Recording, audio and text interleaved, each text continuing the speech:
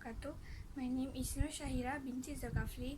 My matrix number is S37328 and I am a final year student of Bachelor in Accounting in University Malaysia Terengganu. To complete my studies in University Malaysia Terengganu, I have undergo the industrial training in Segamat Johor, which is at an audit firm called Ong Chi Yao and Co. During the past 6 months. First of all, I would like to thank University Malaysia Terengganu for giving me an opportunity to undergo this industrial training program, and to my supervisor, Dr. Wan Zanani, for helping me out during the past 6 months, and to all the staff in Ong Chi Yao and Co., including Mr. Ong, for giving me the chance to learn a lot in their audit firm. And lastly, to my family and everyone who have been supported me during these 6 months. For the background of my audit firm, Ong Chi Yao and Co. have been operating since 1st January 1998, and the founder is Mr. Ong Chi Yao, which is a chartered accountant and have been approved by MIA. In the early stages, Ong Chi Yao and Co. only operated with 6 staffs, including Mr. Ong, and later have been expanded to 2 more business, which is a tax consulting, which is called as Ong Advisory and Co., and another one which is company secretarial under the name of Wang Corporate Services. The knowledge and skills that I have learned during the industrial training, first of all, I have learned the proper way of audit procedure during my internship at this firm. Back in UMT, I have learned the theoretical part of auditing only, but in Ong Chi Yao and Co., I have first-hand experience the real-life practices of audit procedures and audit work in order to complete and publish an audited financial report. Besides that, in Ong Chi Yao and Co., during these past 6 months, I have learned so much about accounting software, and 2 software that have been used in my firm is SQL Accounting and SAGE UBS. I have been adapted to these 2 software, and I am now familiar with these 2 things, and I have confident in using these 2 software and other software for my future work. Next, I will introduce my issue for this report, which is the challenges in auditing small businesses.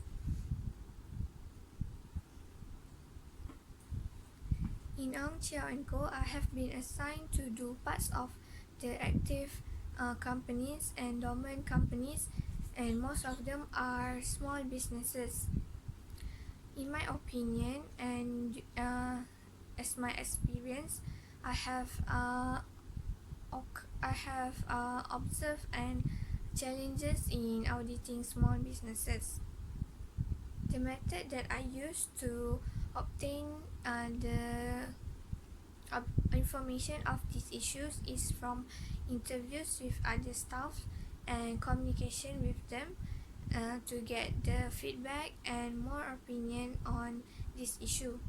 And most of the time, the senior will recommend some reading materials or research papers for me to read and do some research to learn more about this issue. Small businesses can be defined as businesses with low profit but still doesn't fulfill the criteria to be exempted from auditing. The first challenge that arises from this issue is the employees of the small businesses usually have narrow skills and knowledge in accounting. This is due to the fact that most of the small businesses are run by family members and not the professional or people with excellent knowledge in accounting.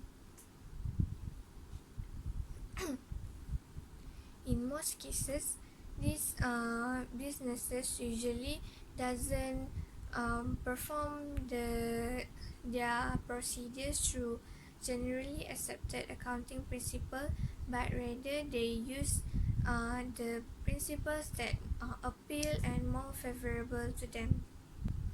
This is a challenge to an auditor.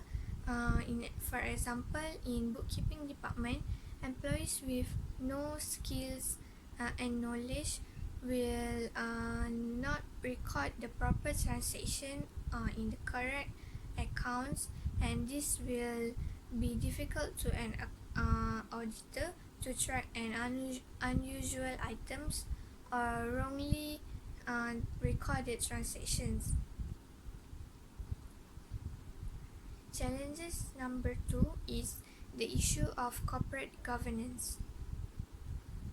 Since the top management of the business is the family members itself, they usually doesn't differentiate the management and the control.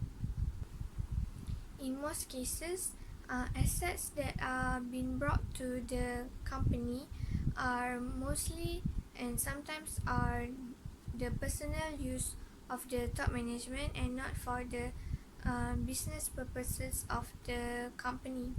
This will give an auditor a difficulty in tracking and differentiating the real assets that are used by the company. The recommendation for this issue: first of all, the company should focus more on the business growth and the future plans for their businesses instead of only focus on the current profit level or to mainly maximize their profit. Some solutions that these businesses can consider to take is to attend a seminar on how to plan for future direction of their businesses.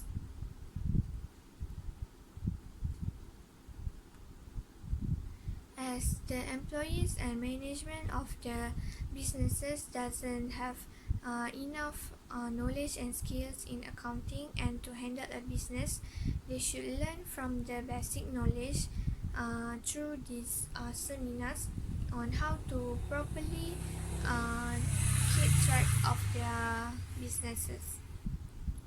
Secondly, this management can send their employees to regular trainings and workshop in order to increase the employees' skills and knowledge in operating the businesses. Management should not see this as expenses to their company, but rather as an investment to obtain a well-skilled employees in the future. Better employees will perform better operation and then will show some growth in performance and for the growth of the company. A recommendation to the auditor in auditing small businesses is to plan and design an audit framework that is appropriate and suitable for these businesses. In the early stages, auditors can give their opinion and explain basic knowledge of auditing to the management of these small businesses in order for them to properly understand the purpose of auditing. The additional skills and knowledge that I have obtained from this issue: first of all, I have realized the importance of bookkeeping. Poor bookkeeping system will negatively affect the performance of the auditor and in order to track the transactions. In the perspective of an auditor, I have learned to thoroughly observe any unusual item or give some focus in company-related transactions. In conclusion, I have learned a lot during the past 6 months, and I personally feel that my self-esteem has been boosted during this industrial training. Lastly, I strongly believe that this industrial training program have achieved its objective, which is to prepare the students to be ready for future work environment.